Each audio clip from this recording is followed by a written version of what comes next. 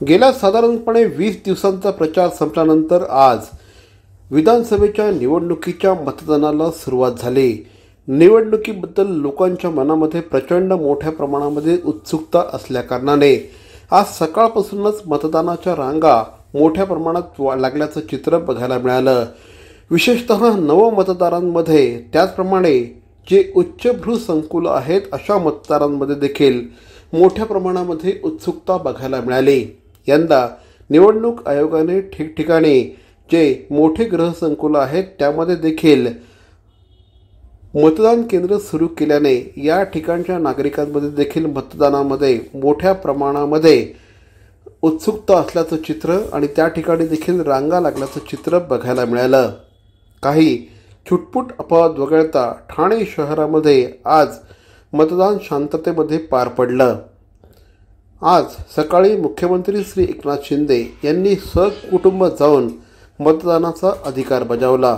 यंदाच्या निवडणुकीमध्ये निश्चितपणे महायुती विजय होईल असा विश्वास मुख्यमंत्री श्री एकनाथ शिंदे यांनी व्यक्त केला। त्यांचे निकटचे प्रतिस्पर्धी केदार दिघे यांनी देखील आपला मतदानाचा अधिकार बजावला।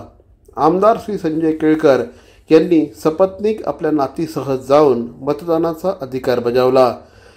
ओळा माजिवडा विधानसभा मतदारसंघाचे उमेदवार श्री प्रताप सरनाईक आणि श्री नरेश मणेरा यांनी देखील आपल्या मतदानाचा अधिकार बजावला।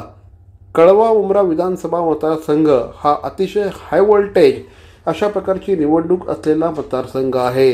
या ठिकाणचे उमेदवार श्री जितेंद्र आव्हाड त्याचप्रमाणे श्री नजीब मुल्ला यांनी देखील आज आपला मतदानाचा पवित्र अधिकार बजावला। कळवा मुंब्रामध्ये आपलाच विजय होईल असा दावा या दोनही उमेदवारांनी केला आहे। महाराष्ट्र नवनिर्माण सेनेचे ठाणे विधानसभेतील उमेदवार श्री अविनाश जाधव यांनी देखील आज कार्यकर्त्यांसह जाऊन आपला मतदानाचा अधिकार बजावला। एकंदरीतच आज ठाणे शहरामध्ये सकाळपासूनच मतदारांमध्ये उत्साहपूर्ण वातावरण असल्याचं चित्र बघायला मिळालं आहे।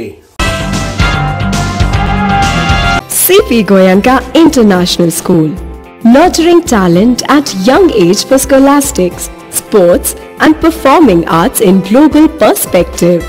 Proud to have world toppers and country toppers in 10th standard Cambridge examinations. Ranked the best emerging school by the Times of India for personality over percentage. CP Goenka is the intelligent choice.